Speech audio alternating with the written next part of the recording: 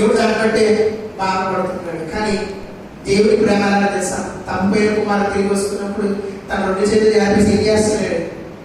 పరిగెత్తుకుని వెళ్ళి కౌగిలించుకొని కుమారుని ముద్దు పెట్టుకున్నాడు. అది ఆయన ప్రేమ. నువ్వు వదిలేసి వెళ్ళిపోయినా ఆయన ఎన్ని మాటలు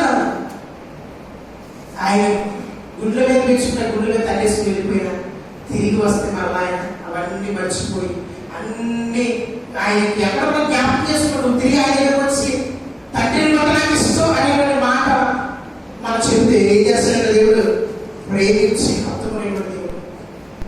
మళ్ళీ ఏం చేస్తాడు? ఒక వస్త్రాలు ఏం చేస్తాడు? ఉంగరాన్ని పెడుతూ ఉంటాడు. ఏం చేస్తాడు? అన్ని కూడా తన కోల్పోయినది కూడా తిరిగి ఏం చేస్తాడంటే కుమారుడికి. ఈ తప్పైన కుమారుడి సందర్భంలో మనం చూస్తున్నట్లయితే మరి